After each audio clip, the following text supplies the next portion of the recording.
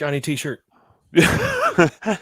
Man, you messed me up right out the gate. Welcome in to Inside Carolina Roundtable podcast. I don't have a graphic for it, so I threw the game plan up there. Since this is your regularly scheduled game plan, actually, though, this could be the game plan because what is the game plan moving forward for North Carolina? Pile of folks already in the chat. Daggone, man. Y'all rushed the door at once. I hope the bouncers are all right. We got Buck Sanders, Jason Staples, and Greg Barnes, and maybe a special guest in a little bit. I'm your host, Tommy Ashley, sponsored by Johnny T-shirt, johnnytshirt.com.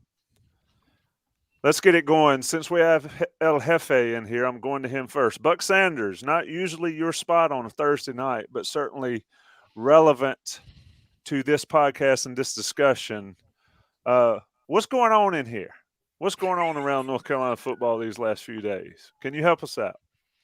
Well, I was going to say to start with that if this is the game plan, this is going to be a very short show because none of us have the game plan. I don't believe. It's everything has happened so fast. Even the rumor mill hasn't ginned up yet. So we're just all we can do right now is sit back and observe what's going on, and everybody's been able to do that at Inside Carolina because like every 5 minutes something new breaks. If you hadn't been paying attention in the last couple of hours, Keyshawn Silver has hit the transfer portal. So that's just how quickly things are happening these days. And we can speculate about, the causes of it and why this and why that. But as far as having a game plan, you're looking at the wrong people. Absolutely. A lot of opinions, not a lot of power. Even though the Inside Carolina message boards have flashed their power in the past, especially when it comes to coaching hires and whatnot. Greg, I'll get you in. And I just want to say props to Jason Staples for getting the memo on the jerseys for tonight. Buck Sanders and Michelle Hillison and all the Inside Carolina crowd came up with a great 20-year anniversary shirt. And it is relevant. There is no off-season Inside Carolina 20 years on the back. Greg, speak some truth and peace here as we get rolling. Well, Tommy, I think that the first thing to say is that everybody just needs to take a deep breath. It's going to be okay. Look, if everybody watching this, listening to this, wanted big-time football, well, guess what? When you have guys, coaches that are successful like Phil Longo, other teams are going to want him. And if there's an interest level, which there was for Phil Longo with his relationship with Luke Fickell, Longo's, as Taylor told us last night, apparently Longo's wife is from the Wisconsin area. Sometimes that's all you need. And what you have to do if you want to continue on a trajectory of being a division champ and being a ACC championship contender is when these things happen, you cannot panic. Every time you lose somebody in your organization, it is an opportunity to upgrade. And that's what North Carolina has to do. Now, it's going to be a challenge. Jason and I have told you for a long time that Phil Longo has been special for North Carolina. I think you make the case he's the best offensive coordinator that Carolina's probably ever had. So it's a tall task. Is there another question? I mean, is there another candidate really? I don't think so. I just left the door open in case there was somebody from like the 70s who was – Buck, can you think of anybody that's been better than Phil? For the couple of years he was here, Seth Trail was near that level. Yeah, sure. So, yeah, I put him in that same zip code. But as far as a body of work for 4 years, no, I don't think anybody touches Phil. Yeah, so it's going to be a tough task, but that's what Mac Brown has to do. And Mac knows that. Mac's been around business for a long time. He's a Hall of Famer for a reason. And so it's just going to be a matter of working his contacts, which he has a ton of them. He knows everybody.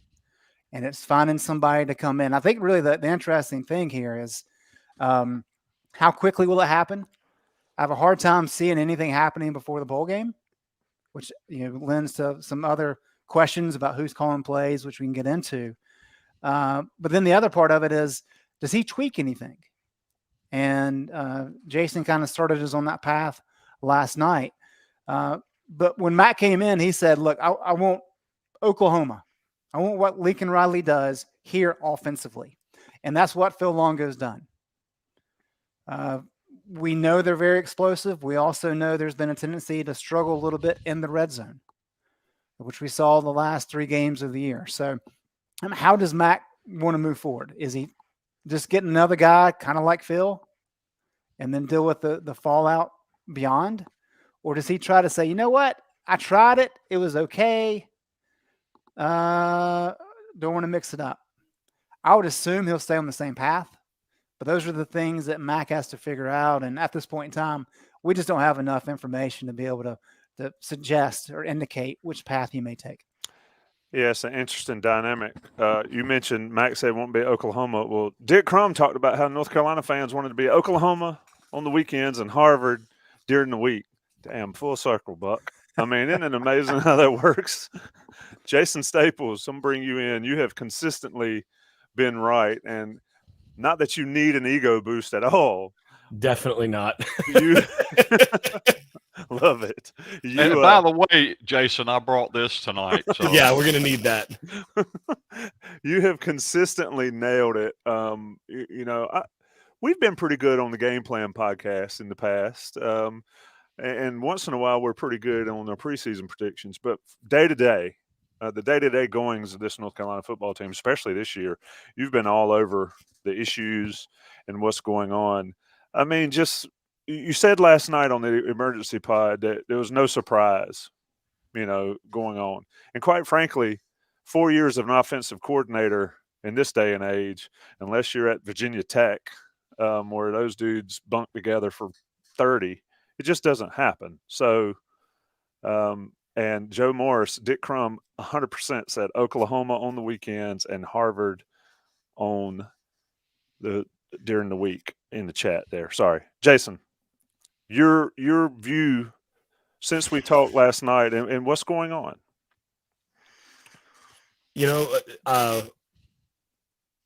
This is where really for the first time all season. You're real staticky. I'll check to see what the problem is, but this is really where for the first time all season, I see the problem. That should fix it. Is that better? Mm-mm. All right. Well, we'll get it right. For the first time all season, I feel like I really don't have a strong handle on where things are going to go from here. And I think partly because if we're going to look at sort of the coordinator track record and the coaching hire track record that Mac Brown has had since taking back over, it's been a little uneven, and you don't really know what to expect at this stage. I mean, let's think about it. You got Greg Robinson, Jay Bateman, then Phil Longo was really the second option or third option that time through, right? I mean, Graham Harrell was supposed to be the guy. So then you had Graham Harrell, then Phil Longo, and then Gene Chizik. I mean, there really isn't a strong pattern there, I don't think, other than that at least with Robinson and Chizik, there were significant ties to Mac Brown from before. But I mean, can we really think of somebody that has strong ties to Mac Brown from before that is a viable candidate on the offensive side? I can't. Well, Major Applewhite would be the one name that I would think of. Yeah, Major Applewhite's one, and then we could really have. I actually contemplated having some fun leading this off by saying, well, I think there's an obvious choice. So I'm just going to go with what I would say, but be a little less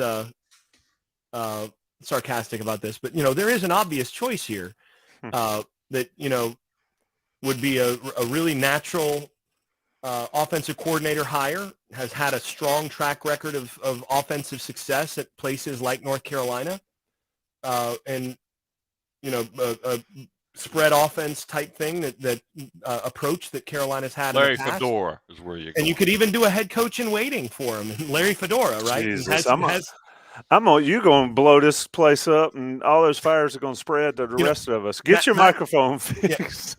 Carolina just finished paying off Fedora's payment, and he's got just connections to Mac Brown. So, but no, I mean, really, I don't. I all that is a long way to say I don't really have a strong sense of where they're going to go from here, because I don't think there's an obvious answer at this point. Yeah, get your mic fixed, because I'm about to get Buck and Greg in on something, because Buck, I think you might not agree, or you might have some pushback, and I'll set you up to sort of preview your column for tomorrow. Some pushback that the offense is the cause of the defense's issues. And I think people on the message boards, when they heard us talking about that, sort of make it really black and white. And Jason, you can go further into that when you get your stuff straight. But Buck and Greg and Buck, I'll let you start. There's a lot of reasons why North Carolina's defense has been bad. Is it purely because of the offense that they run, Buck? There's no way that argument totally holds up, right?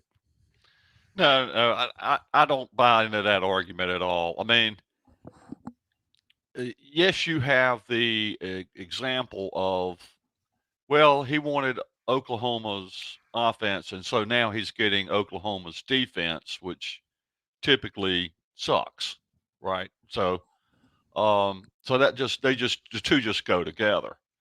But I mean, if you look at total defense in 2020 and 2019, North Carolina was in the 50s, 49 and 58 in total defense those years. And that's a long way from being 114. So which is what they are this year. I do think that there's certain pieces of that narrative that may hold up. Jason alluded to last night, which are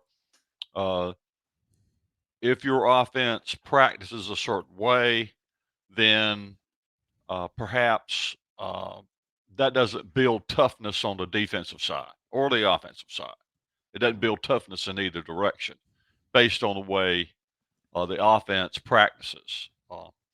But Gene Chizik this whole year has said that he and Longo were very simpatico in terms of if Chizik wanted Longo to run a certain kind of offense, a certain number of plays, a certain way, then Longo would accommodate that. And so, I don't know how much there is to that. I think there certainly, when you see high-powered offenses, it's not uncommon to see defenses that aren't as good. Few exceptions, and those few exceptions typically have access to a great amount of talent. Like Alabama is like fifth and fifth in offense, ninth in defense. Michigan is very high up in offense and defense. They're in the top 10 in both categories.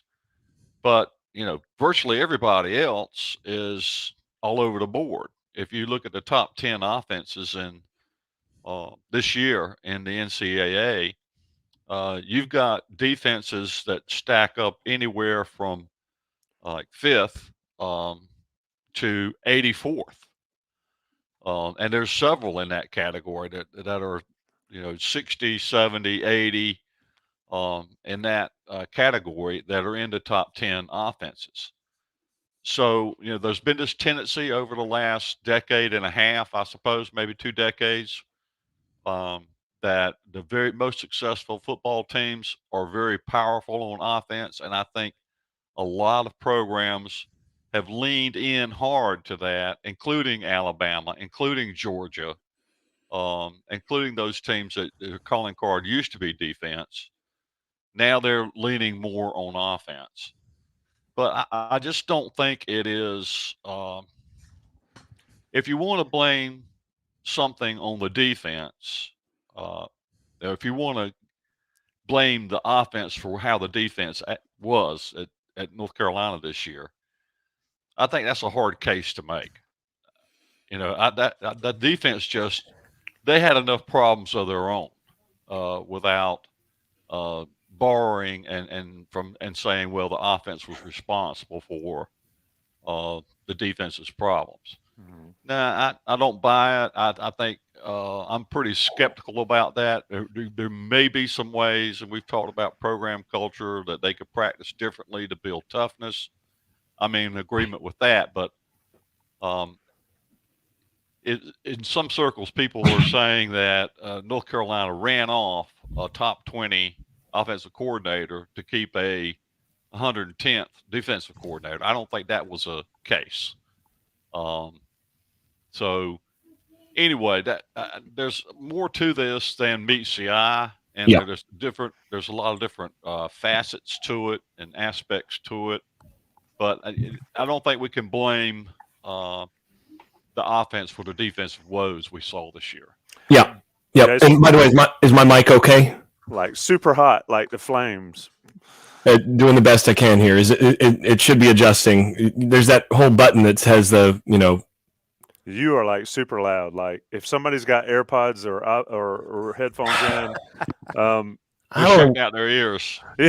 and they just I don't know what's up here with that. Is that? I mean, I can. that's better. Yeah. That's better. Yeah, I can hear you. You're coming in a little less. Go in the next room and I'm gonna get Greg in first though, because I want to see, because I feel like I've got Jason down here, Buck in the corner, and Greg's the referee in the middle. Go, Greg. Well, I'm with Buck here, but I want to.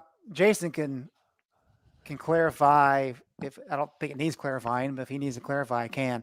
But I think I need to say that what Jason told us last night was not making an excuse for the defense.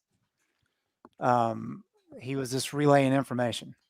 And So, I've been plenty critical of the defense and how Correct. the defense has been coached for more than just this year. correct. So I want to make sure that everybody's aware of that. But Jason can dive into that in a minute. I just got three things I want to say here, 3 bullet point items. The first being that I think this kind of goes both ways, right? I mean, if there's going to be criticism towards the offense for not showing the defense what it needs to see in practice, the counter is true. What did North Carolina's offense struggle against this year? Good defenses, good defensive fronts. Mm-hmm. So why couldn't Phil Longo say, hey, Gene, help me out. We need to see better defensive fronts so we can perform well against NC State and Clemson. So it works both ways. Another key thing here is when we were able to share some information about how things went down with Jay Bateman when he left last December, we didn't hear anything about the offense. It was about defensive staff structure. Big time. So I think that's an important thing because it had been an issue in years before, a significant issue that we would have heard about that a little bit more. And then the other thing, and this gets into something that Danny Cannell told us on the Next Level a couple of weeks ago, and I think it's a good point. We asked him this question about if offensive systems can impact defenses. And of course, he shared what we've already talked about in prior podcasts about tempo does kind of play a role. That's not really a thing for Phil Longo, really. I mean, if you look at times of possession and you look at number of snaps, Carolina's pretty much in the middle, maybe a little bit north of middle. But what Cannell said is that when you get into situations where you have a head coach who is very offensive minded, then you get into a situation like Larry Fedora. What did Larry Fedora tell us? He didn't even go in the defensive meeting rooms. That was those guys' problem. He was dealing with the offense. And what happened with Carolina during the Fedora era? He did a really good job recruiting offense, but defensive recruiting was lacking. And the same case can be made for Lincoln Riley when he was at Oklahoma, because how about this? Lincoln Riley was offensive coordinator at Oklahoma for 2 years under Bob Stoops. The first year, Oklahoma was 9th nationally in defensive FEI. And then they were 57th. And even the year before he went to Oklahoma in 2014, as Carolina fans like to remember, when he was at ECU, even that defense was ranked 70th nationally in defensive FEI. And that's adjusted for opponent. Carolina right now is 118. So I just don't think there's, is it something where the offense and the defense need to work together and be more agreeable in the offseason, especially in training camp? Sure. I mean, the more in line that you can have that, the more alignment that you have, the better. But just, for that to be the reason the defense has just been kind of a cluster, I don't think that's the case. All right, Jason.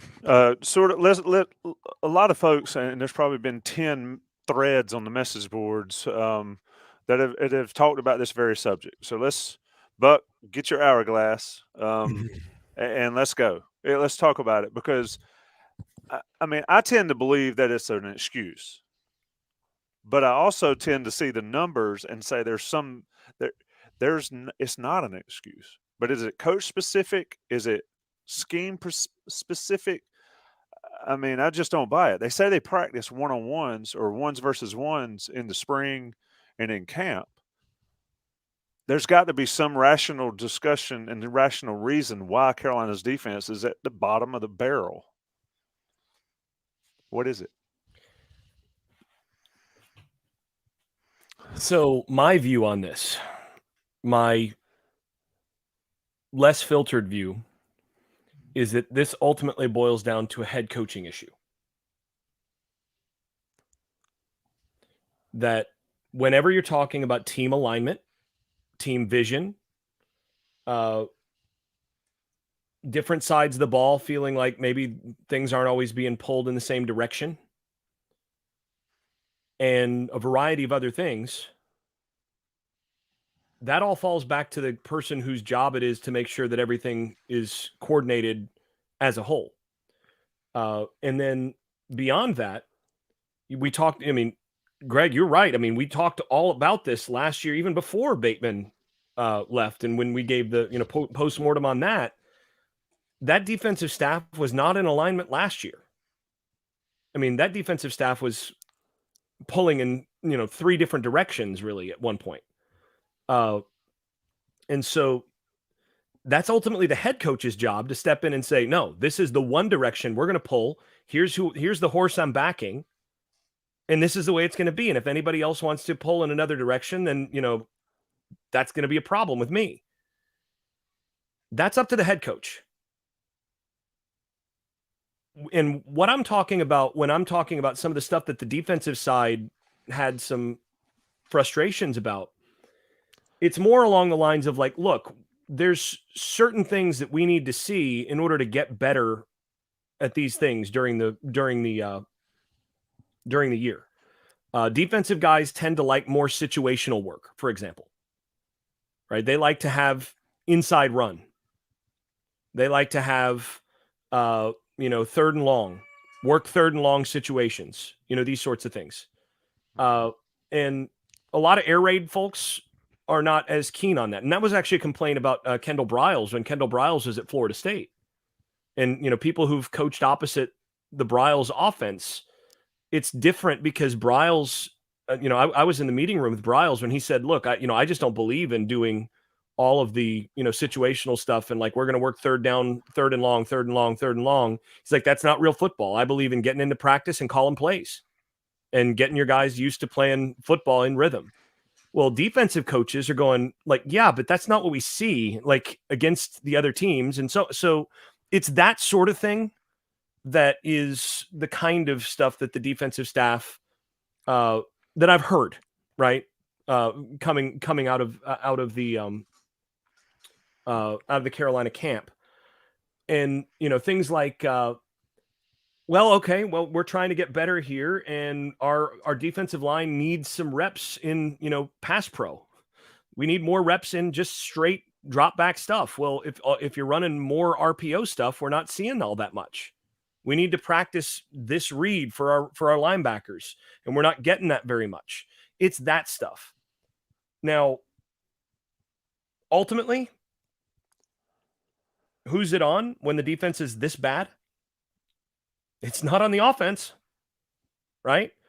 There are certain things as a head coach that you can do to say, okay, look, our defense is not good in this area, and we've got personnel we need to slow down, and we're going to take some extra periods so that our guys can work this on the defensive line to get better at this.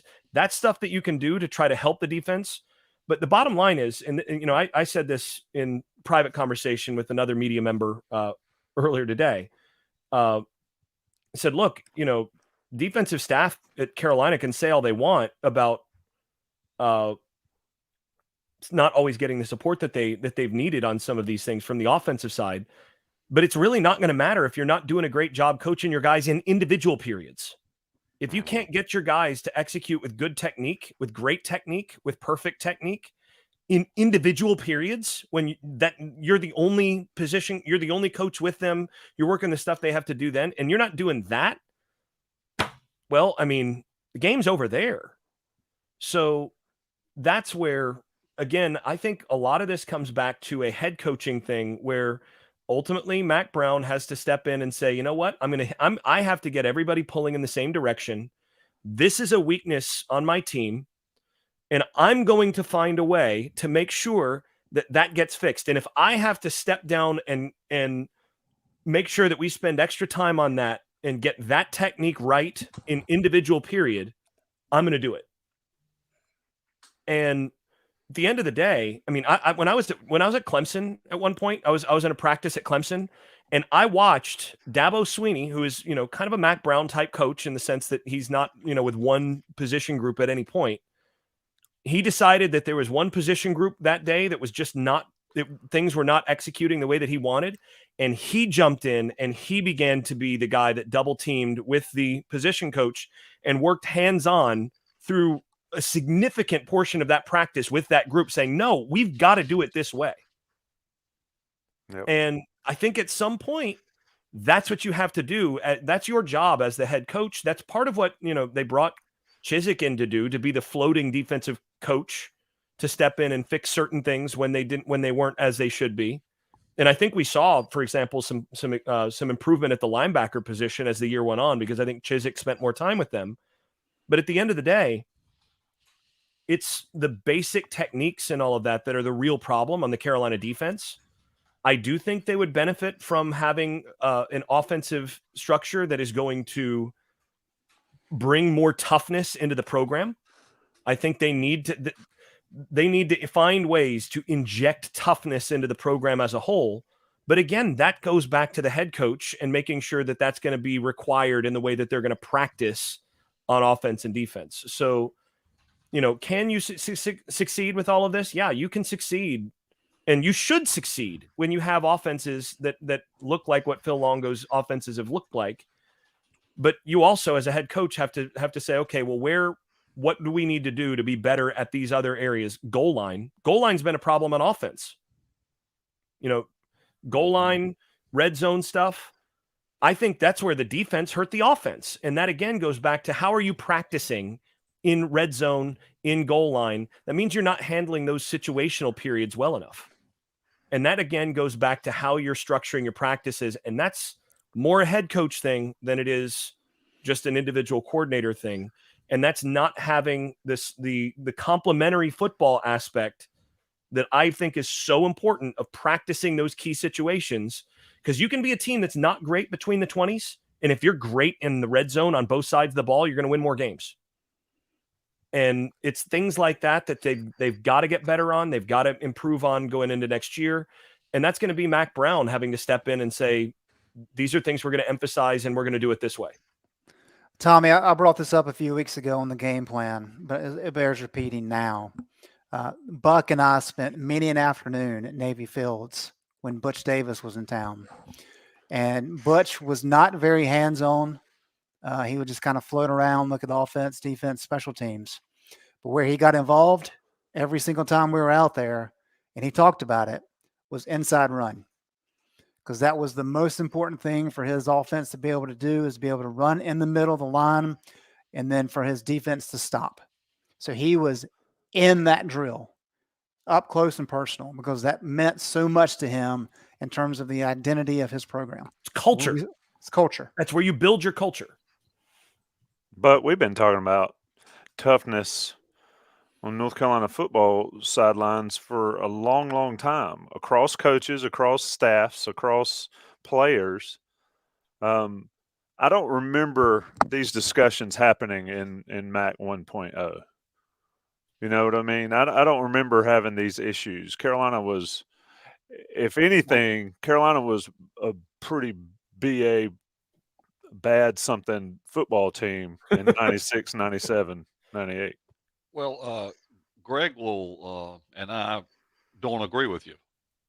Speaking for Greg, because on the defensive side of the ball, you're right. Yeah, when on the defensive side of the ball, they had dudes over there, especially on the defensive line. You're talking about Greg Ellis and Bonnie Holiday and guys like that.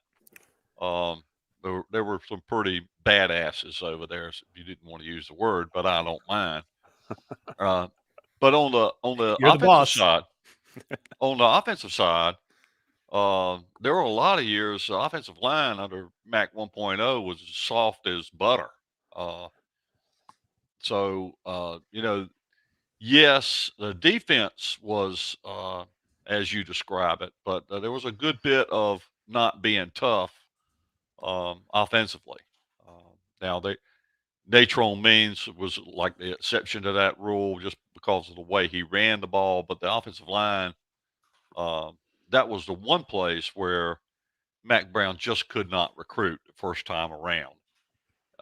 He just was unable to bring in the studs that he needed on that offensive line for the most part. And I think that's probably, if you had to point to one reason why they didn't win, weren't competitive that much in Judgment Day, is because their offensive line could make no headway against a Florida State defensive line. So,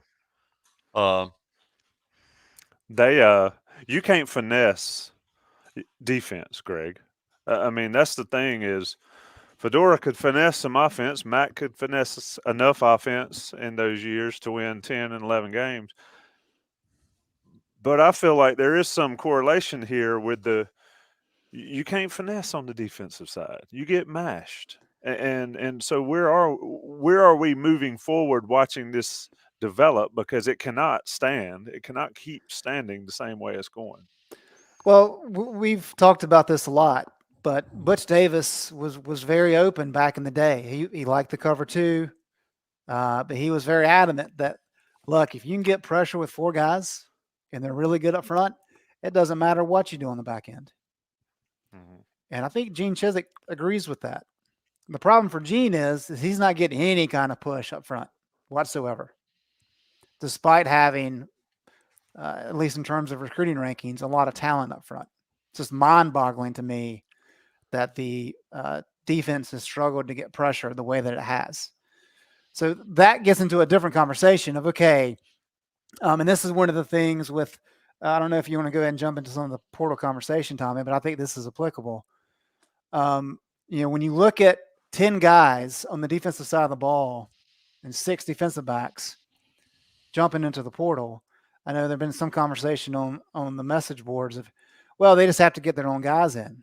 No, what good coaches do is they build a scheme, even if it's makeshift, to enhance the capabilities of the players that they have.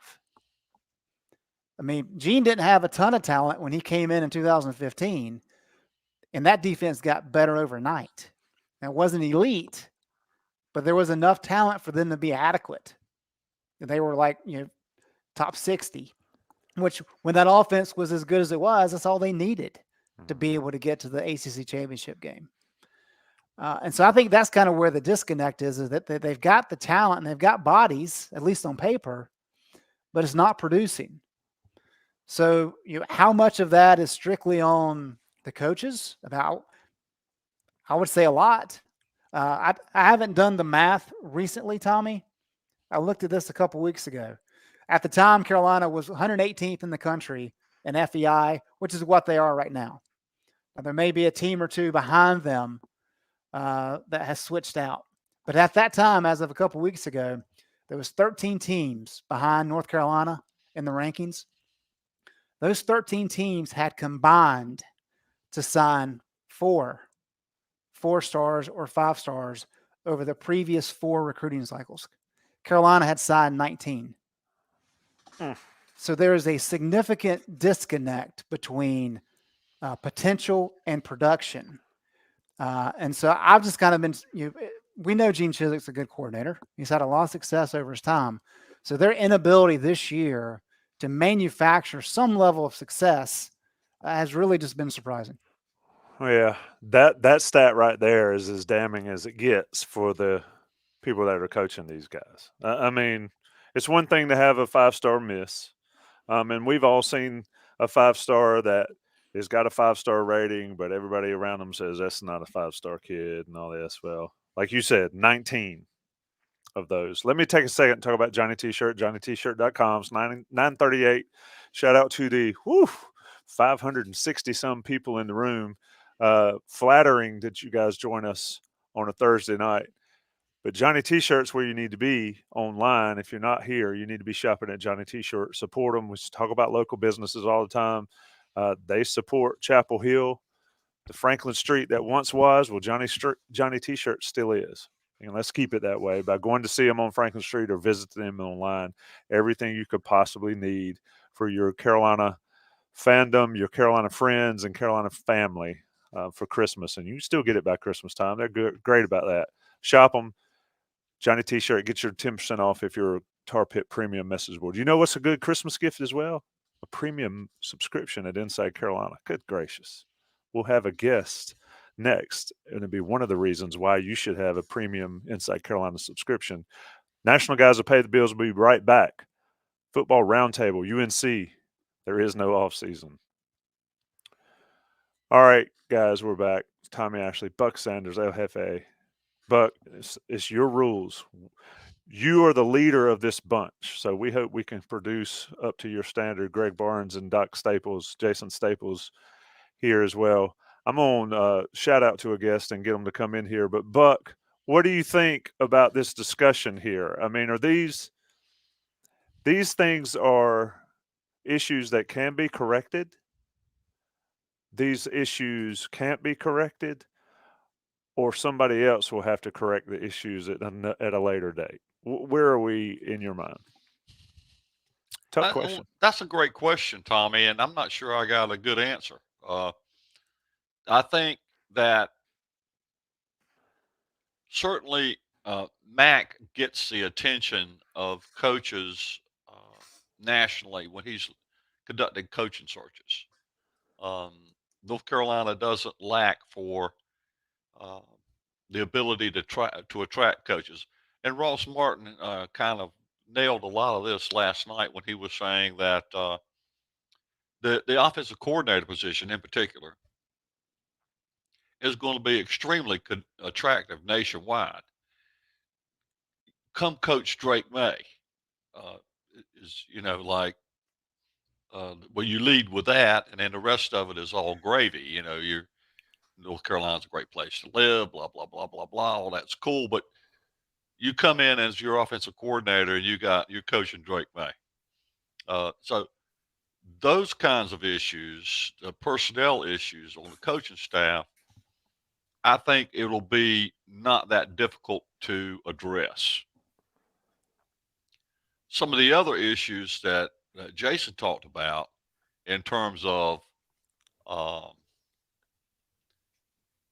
being, Mac Brown has this reputation of being a CEO and as a football coach, which he doesn't like that moniker and kind of pushes back against that.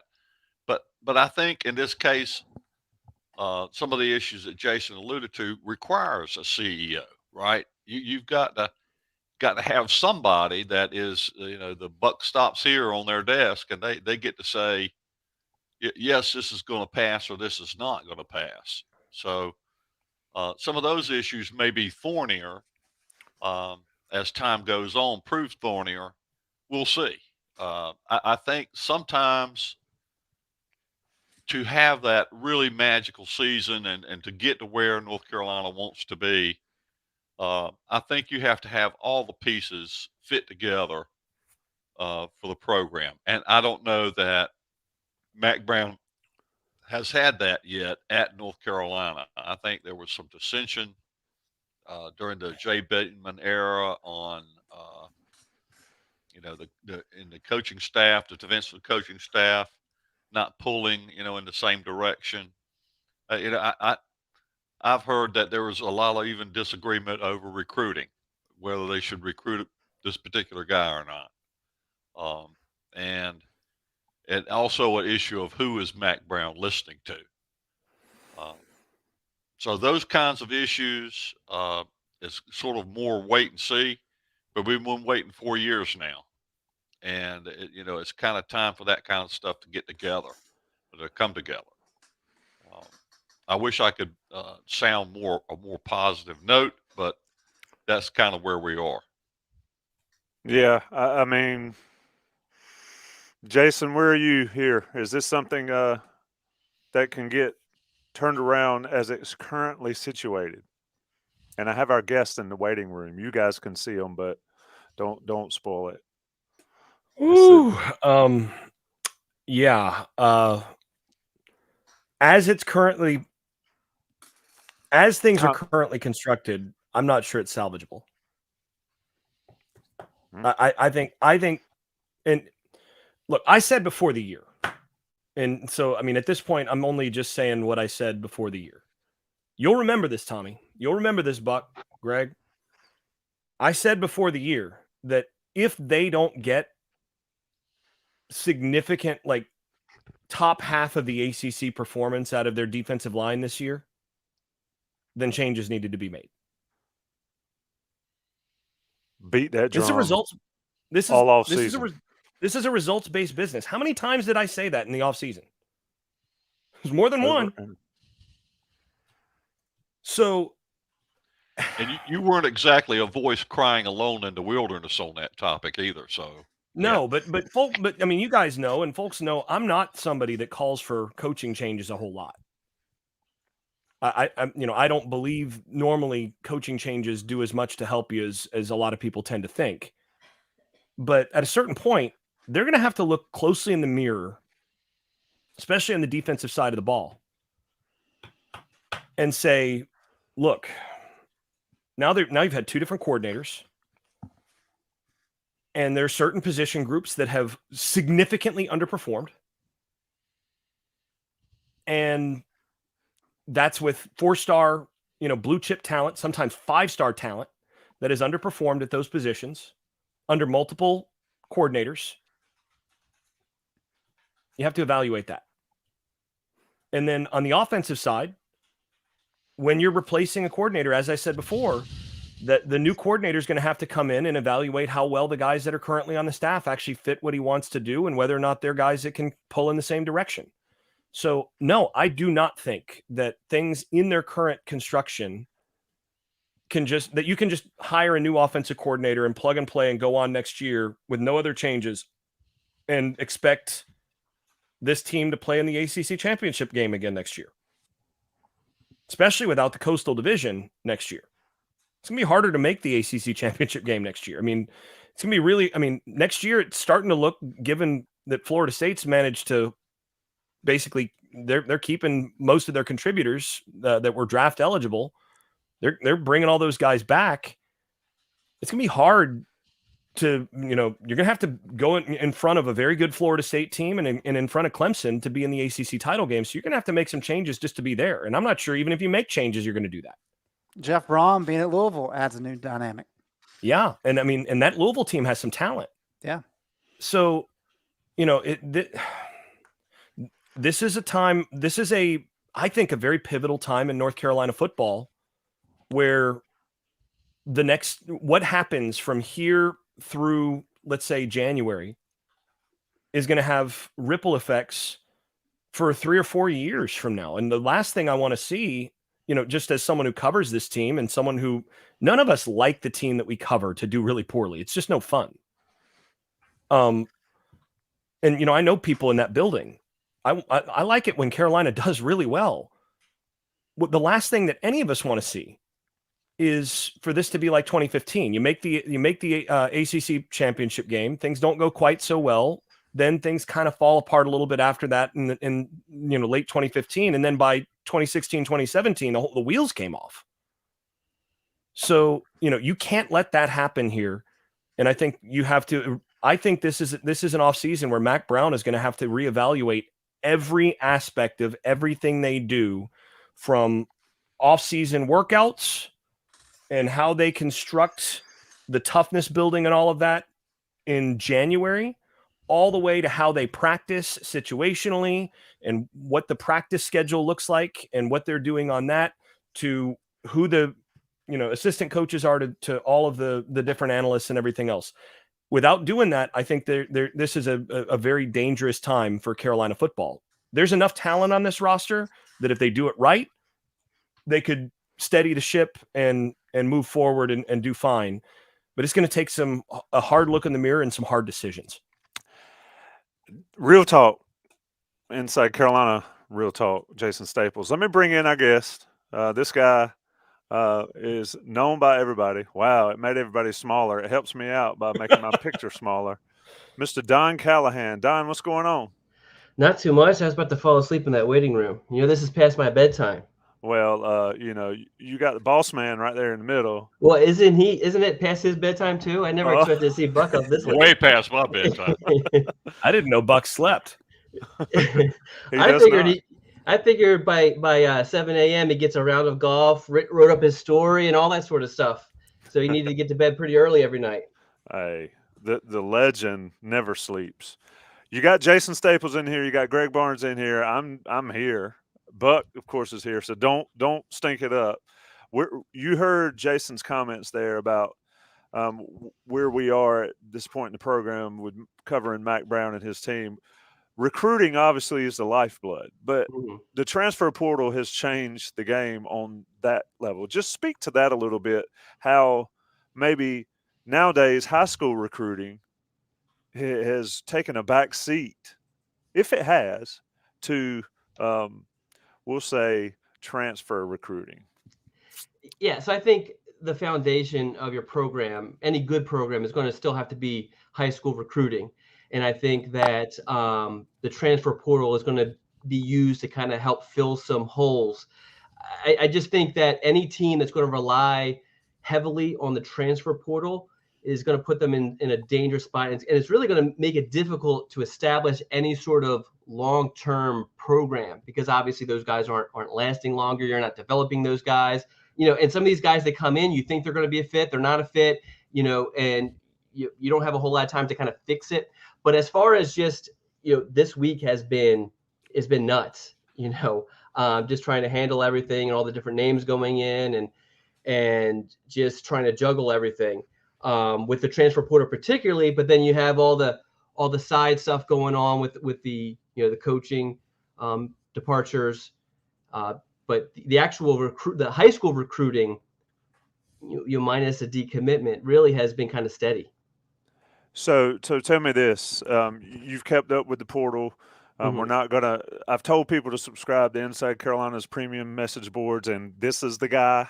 This guy right here is why you should, along with Sherelle McMillan on the other side, recruiting wise. But as far as movement and how long, like when we should hear some, not just names dropping as you've done on the premium scoop and all that, but sort of commitments and all. What have you seen timeline wise? I mean, I've seen a few across the country, but for North Carolina, with the OC not there, offensive line coach in flux, what can fans expect as far as timing wise to maybe hear some good news on the recruiting front?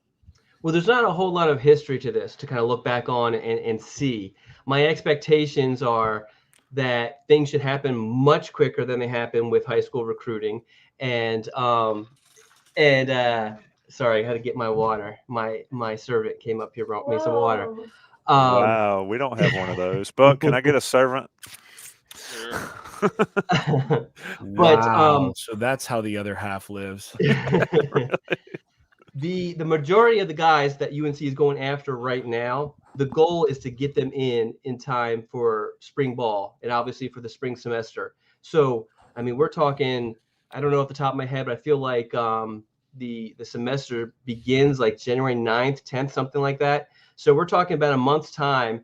You have a dead period in there, which limits visit opportunities. A lot's going to happen, particularly for North Carolina next week when it comes to visits. But there's going to be some stuff that's going to happen, obviously, legally during the dead period also to kind of make some decisions. But yeah, I would anticipate hearing some sort of news next week, but it's so hard to tell because this is really, I mean, we've had the transfer portal for the past couple of years, but this is the first time we've had it like this. So it's so hard to kind of, I don't have anything to kind of lean on to say this is how it was, if that makes sense. Absolutely. Go, Greg. Don, I had another one pop in my head, so I'm going to ask you two real quick. The first being Randy McGeorge, Mac TTP on the boards, does a good job kind of tracking some of the roster numbers to give us an idea. And I think he has it at like 5 available scholarships right now, and I guess maybe an extra one with Keyshawn. And given the normal attrition that occurs, Carolina's probably looking at the potential of being able to add 10 to 12 more guys by the time training camp starts. Mm-hmm. That's a big number considering we're, less than 2 weeks out from signing day. So just in terms of where Carolina stands, do you have any, I know it's just a guess, but do you have any idea, like, will the majority of that number come from the transfer portal? Do you think they'll really dive back into the high school ranks to try to find some diamonds in the rough? How do you think that'll play out? I don't think so. UNC has 2 official visitors this weekend from the high school ranks. Jordan Louis, running back from Georgia, is one of them. The other one, and I'm in such transfer portal mode that I'm going blank here, is Michael Short, linebacker from Charlotte. So the competition with those two is either non-existent or not very strong. So UNC has a good chance of landing both of those guys.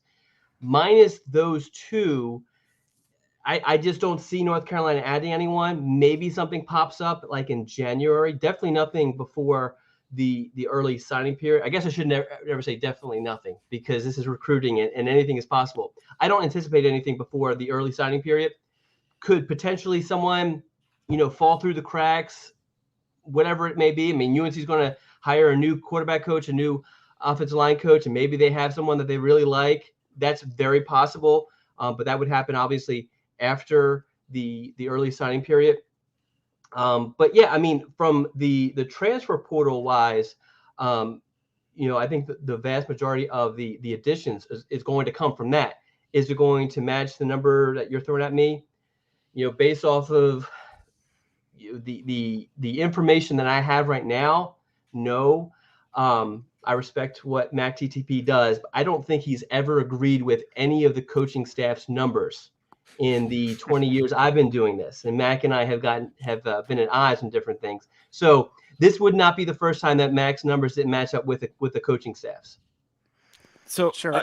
I had a quick question on that. And just in terms of priorities, in terms of positions, I would imagine that trying to keep Drake May happy with the best possible playmakers around him would be a priority here, but I haven't seen a whole lot of movement on that. So is there anything you can speak to on that in terms of what the thoughts are internally on that?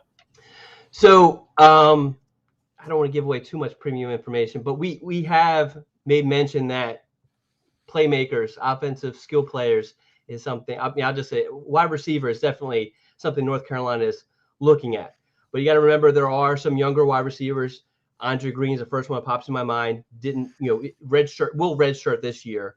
Has a ton of talent. There's other guys too who you don't want to ever. And Mac hasn't talked about this so much recently. He talked about it more last year and the year prior with the transfer portal. You don't want to clog up for these younger guys. In a lot of situations, I mean, everyone says, well, they've been on campus or been on roster for 2 seasons, haven't done anything. But we need to give these guys some opportunity to see if they could do anything. Who thought? I mean, did anyone here think that Kobe Pacer was going to step in for Josh Downs when Josh Downs went down with an injury early in the season and really did a magnificent job? If Josh Downs doesn't get injured, we don't know what Kobe Pacer has. And so I think that you don't want to clog up for those guys. But yes, UNC is going to try to help Drake May through the transfer portal. Greg, go ahead. This Don Callahan has joined it. Somebody said that Tommy, Buck, Greg, and Jason are the Mount Rushmore of podcast people or whatever on the message boards. Appreciate it. I'll send the check. I'm the dude holding up the rock, holding up the side of the mountain while Buck. I'm not and giving Jason out go. any bonuses for that comment. though. Hey, send us some more. In that case, whatever I promised you, that percentage is 0 then. Nothing from nothing leaves nothing. Eddie Murphy sang that in song one time. Don, Greg's got another question, but I do want to reset it. It's the Roundtable, UNC Roundtable, Inside Carolina podcast. Don Callahan, Greg Barnes, Buck, Jason, and myself. Go, Greg. Don, with Phil Longo leaving, wanted to get into a little bit on the amount of recruiting and the impact of recruiting of coordinators. Yeah, I think everybody remembers back to 15-16 when Gene was here the first time. He wasn't known as a very impactful recruiter for a couple reasons. And I know when Jay Bateman was here, he seemed to be a net positive on the recruiting trail.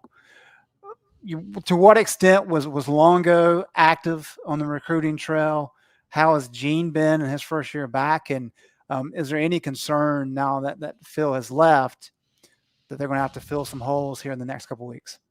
So Longo is actually above average, I would say, for a coordinator. As you mentioned, your coordinators typically, they're not on your staff for recruiting purposes. Obviously, you want them to contribute, but that's not why they're there.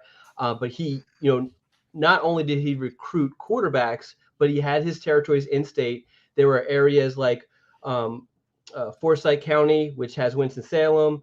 He went all the way down and recruited a bunch of other areas in that territory. Also, he was involved with Kernersville with I know Ra has left, but Ra Javari, he was heavily involved in those recruitments, and just anybody from that area. But also he had a very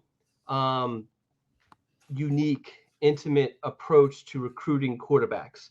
He liked to recruit them when they were sophomores or very early on, when nobody else was really recruiting these guys, establish strong relationships with them, not only because he wanted to land their commitments, but because he wanted to kind of get inside their heads, see if they're going to mesh. Jason can speak to this, I'm sure, but quarterbacks and their offensive coordinators spend a ton of time together. So it was very important for Longo to know that he was going to mesh with this guy and this guy was going to mesh with him. And so I have always viewed him as an above average recruiter for a coordinator. I don't think so. I did talk to Tad Hudson. I guess it was last night. My days are starting to run together. It feels like 3 days ago that Longo left, and it's barely 24 hours. But anyway, Was that really yesterday? Yeah. So Tad was sick, so he couldn't talk to me long, but said it had no impact on him. And that makes sense. Given his connections, I think it's his sister. I assume still does, but at one point dated Drake May. And regardless, the families are very, very close. So you imagine that's probably a lot stronger of a tie than Phil Longo departing. For future classes, there's really only one quarterback that UNC was pursuing, maybe Metter, and maybe is probably UNC probably falls out for him. That's probably not a huge deal because I'm sure UNC could find an equivalent quarterback elsewhere with its new quarterback coach. But I feel like you asked another question in there, and I'm going blank. Just about Gene, kind of how if he's changed any as a recruiting presence. You're trying to get me in trouble here. He's definitely been better. Was very active with Jay Braun Harvey. Was very active with Tyler Thompson in their recruitments. I would say he's a typical coordinator recruiter, maybe slightly below, but definitely not. I felt like the first time around, he was just not very active. Maybe used in some instances as kind of like a closer, as you guys kind of talked about earlier. When I was in the waiting room, that was kind of his side. It was his half of the team, so he was kind of the closer for the defense in those sort of situations. But beyond that, he didn't do a whole lot. I don't think he went on the road, nearly as often as the other coaches during that time. But he had a different situation at that point.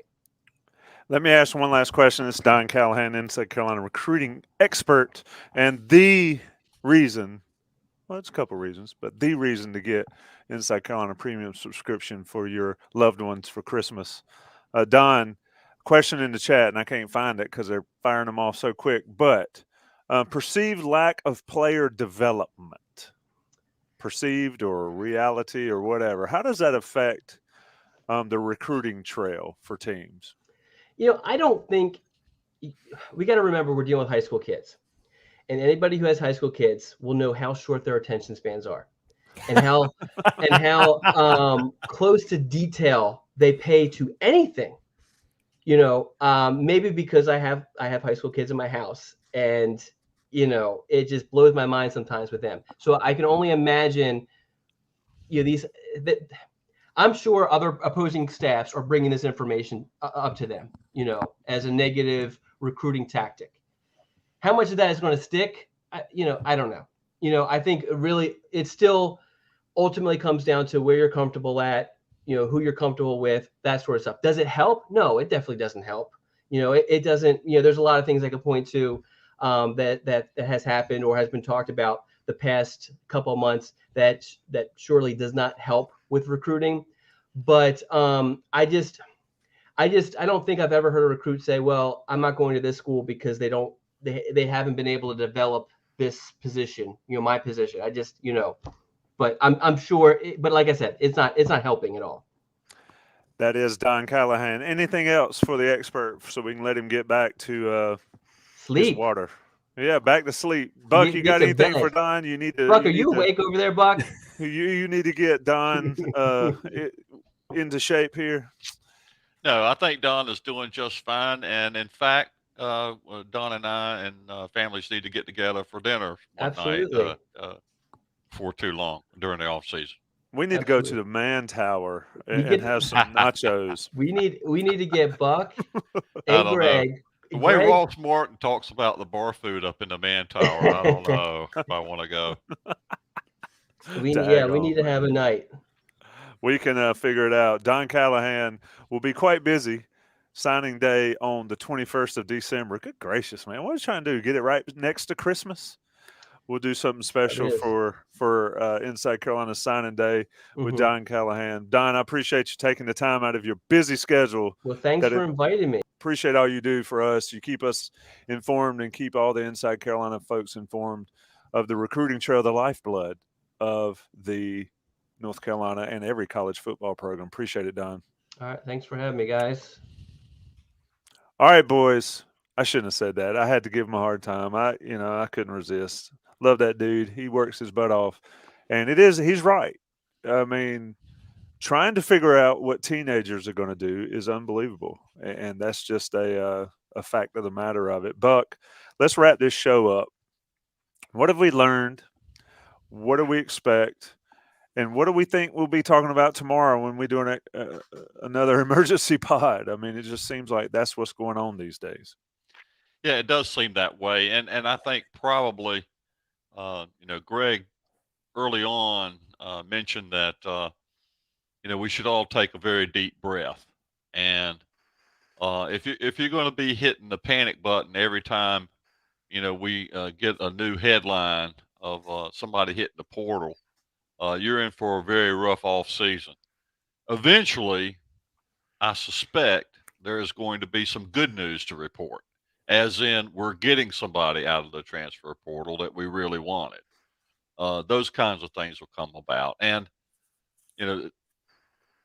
this is not Mac Brown's first rodeo in terms of having to change direction and revamp his staff a bit. So I just put that in my back pocket and just not try to panic and not try to, and as Greg says, just take a few deep breaths and see how this plays out. If it's going to be this way the entire off season, I don't know what I'm going to do. I'm going to try to go on vacation in Norway or something.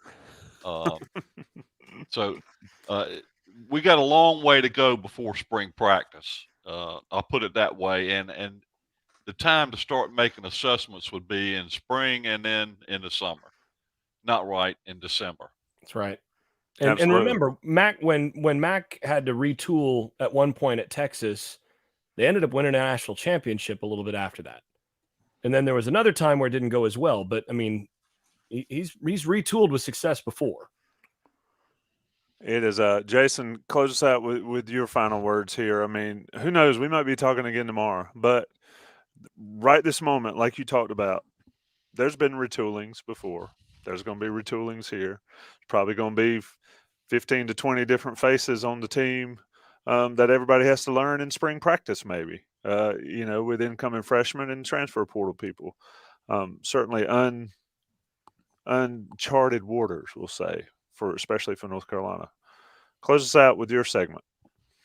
Main thing for me is that they're just going to have to find a way to, regardless of of who they keep, who ultimately has to move on. In addition to what we're seeing, they're going to have to find a way to really inject toughness and a really, really basically toughness and pride into the program that works across both sides of the ball.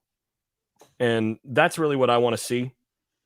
It's hard. It's one of those things that's hard to measure, right? I mean, you hear it's a cliche, but you get coaches that point to their chest and, you can't measure this, you can't measure that. Well, yeah, I mean, that's true. And it is cliched, but I mean, sometimes you see teams that really outpunch their weight. And that's the thing that I think they're going to have to figure out moving into the next phase.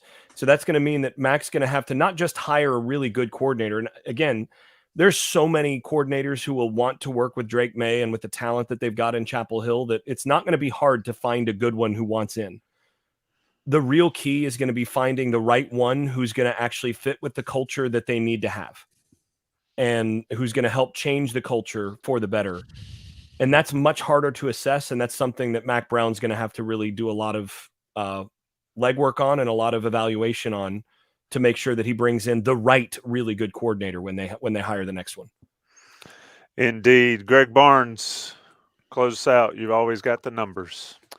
Yeah, a couple of numbers here to kind of finish things up. In addition to Drake May being a carrot to dangle in front of an offensive coordinator, Phil Longo made just a little bit above $1 million this year.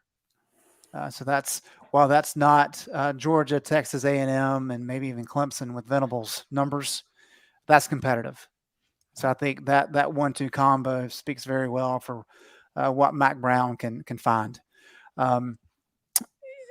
We talk about the portal. There's a couple things that I think people need to understand. It's a 45-day window, which means it runs until January 18th. The other number that factors in right there is that the early entry deadline for the NFL draft is January 16th. So guys will have to make a decision about the NFL if anybody has one on the 16th, and then they've got 2 days to get into the portal if they want to. So that's something to look at. I think that week, first couple of days of that week, I believe the 16th is on a Monday. That'll probably be a little bit of an active period for maybe some of the better players who are just kind of waiting to see that they can they jump, and if they can't jump, they need to go into the portal to find another landing spot. There's also another transfer portal window that you need to be aware of, and it's after spring practice. It's May 1st through May 15th.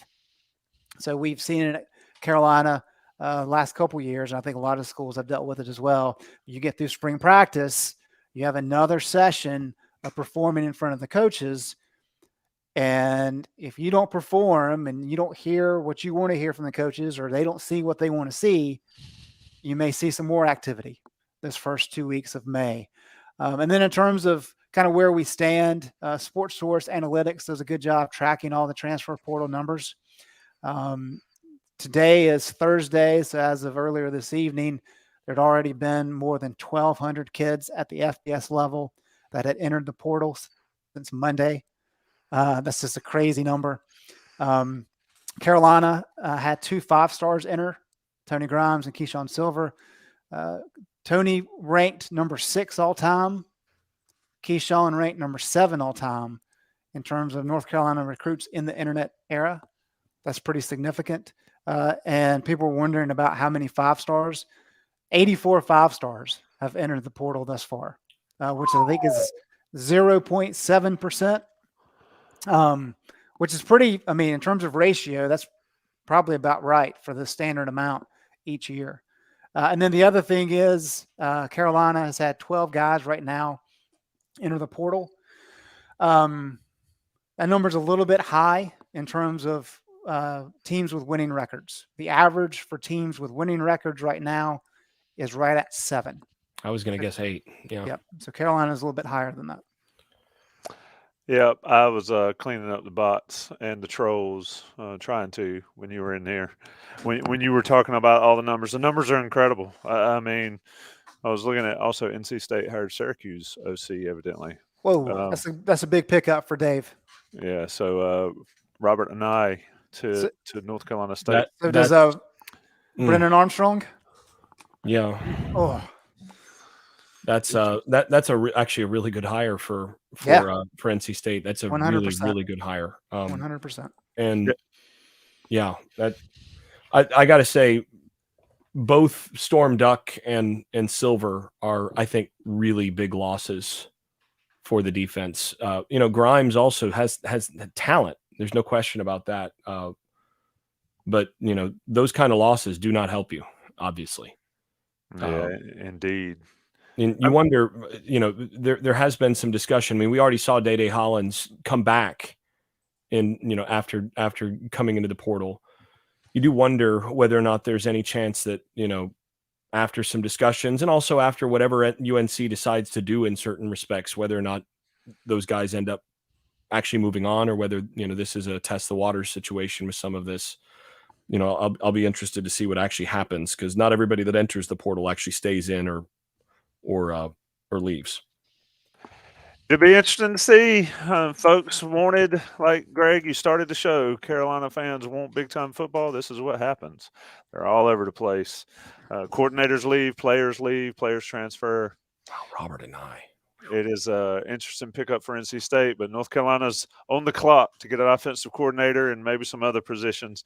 Buck Sanders, El Jefe, Doc Staples, Greg Barnes, I'm your host, Tommy Ashley. It's been a Football Roundtable Inside Carolina special podcast. There is no offseason.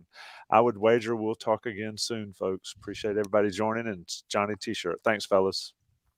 Thanks, Tommy.